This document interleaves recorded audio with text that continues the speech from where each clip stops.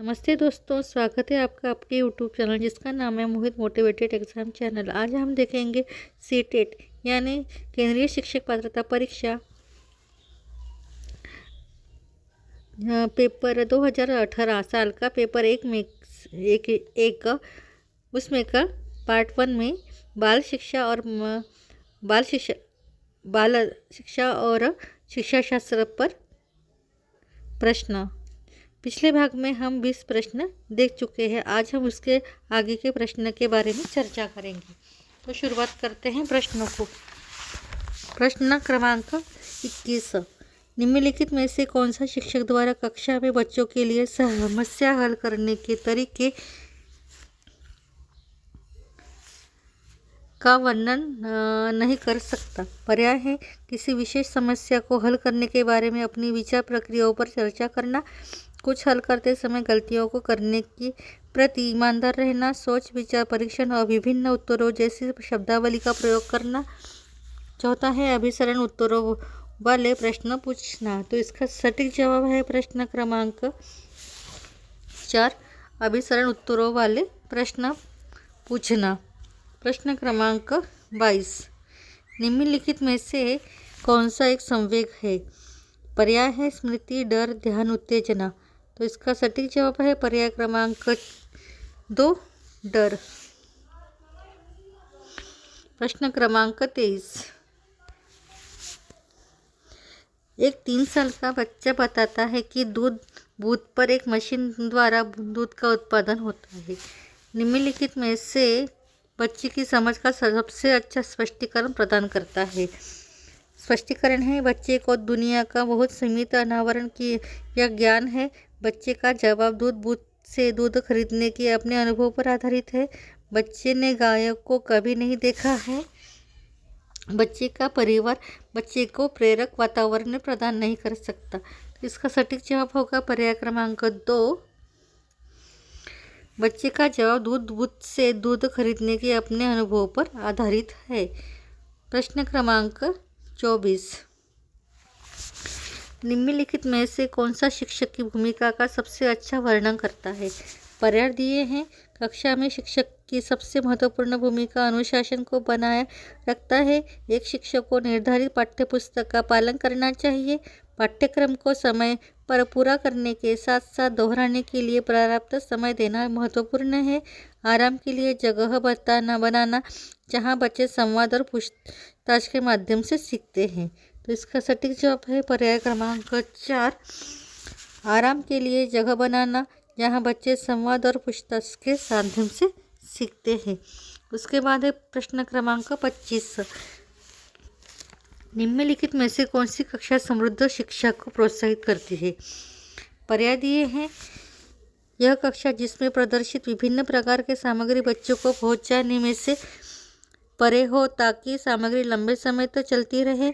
वह कक्षा जिसमें खुली गतिविधियों कोने हो और विभिन्न प्रकार के बाल साहित्य खुली ताक या शेल्फ में रखे हो जो दिन के किसी भी समय प्राप्त किया जा सके। अलमारी में अच्छी तरह संगठित सामग्री वाली कक्षा जहां सामग्री को सप्ताह में एक बार मुफ्त खेल के लिए बाहर लाया जाता हो। चौथा है पाठ्यपुस्तक सामग्री द्वारा संचालित संरचित और योजनाबद्ध अधिगम वाली कक्षा। तो इसका सटीक जवाब होगा पर्याय क्रमांक 2,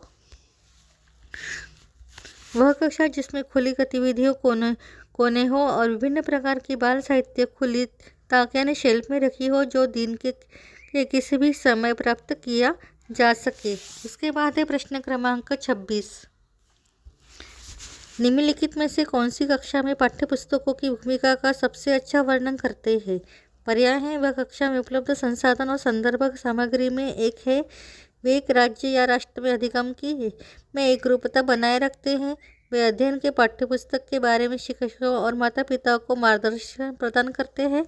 वे संसाधन रहित संदर्भ में सबसे आवश्यक अधिगम संसाधन बनाते हैं। तो इसका सटीक जवाब होगा पर्याय क्रमांक 1, वे कक्षा में उपलब्ध संसाधन और संदर्भ सामग्री में से एक है। उसके बाद है प्रश्न क्रमांक 27, राष्ट्रीय पाठ्यपुस्तक फ्रेमवर्क 2005 के अपने समझ से प्राप्त की है। पर्याय है मानवतावाद, व्यवहारतावाद, रचनावाद, संज्ञानात्मक सिद्धांत। तो इसका सही सटीक उत्तर है पर्याय क्रमांक 3, रचनावाद। उसके बाद है प्रश्न क्रमांक 28। कक्षा में बच्चों को प्रेरित समझा जा सकता है यदि वे अच्छी तरह से वर्दी पहने स्कूल में आते हैं, वे कक्षा में अनुशासन बनाए रखते हैं, वे सभी उपस्थितियों में नियमित हैं, वे कक्षा से स्पष्टीकरण प्राप्त करने के लिए प्रश्न पूछते हैं। तो इसका सही जवाब होगा पर्याय क्रमांक 4, वे शिक्षक से स्पष्टीकरण प्राप्त करने के लिए प्रश्न पूछते हैं। उसके बाद है प्रश्न क्रमांक 29। निम्नलिखित में से कौन सा बच्चों में अधिगम में सुधार करने के लिए सबसे अधिक उपयुक्त है? पर्याय है नियमित मूल्यांकन परीक्षा आयोजित की जानी चाहिए, शिक्षकों को विभिन्न उदाहरणों और चित्रों का उपयोग करने के विषय की व्याख्या करनी चाहिए, कक्षा में सभी प्रकार के प्रशिक्षण सामग्री होनी चाहिए, शिक्षक को वास्तविक जीवन स्थितियों पर बच्चों को एक दूसरे के साथ बातचीत करने में मदद करनी चाहिए। तो इसका सटीक जवाब है पर्याय क्रमांक 4, शिक्षक को वास्तविक जीवन स्थितियों पर बच्चों को एक दूसरे के साथ बातचीत करने में मदद करनी चाहिए। उसके बाद है प्रश्न क्रमांक 30। अनुशासन जो अधिगम वातावरण में से एक महत्वपूर्ण भूमिका निभाता है, किस प्रकार की मदद करता है? बच्चे को अपनी शिक्षा का विकसित, विनियमित और मॉनिटर करने के लिए, चुप्पी साधे रखने के लिए, शिक्षक को निर्देश देने में, बच्चों को उनके पाठ रटकर याद करने में। तो इसका सटीक जवाब है पर्याय क्रमांक 1, बच्चों को अपनी शिक्षा को विनियमित और मॉनिटर करने के लिए मदद करता है।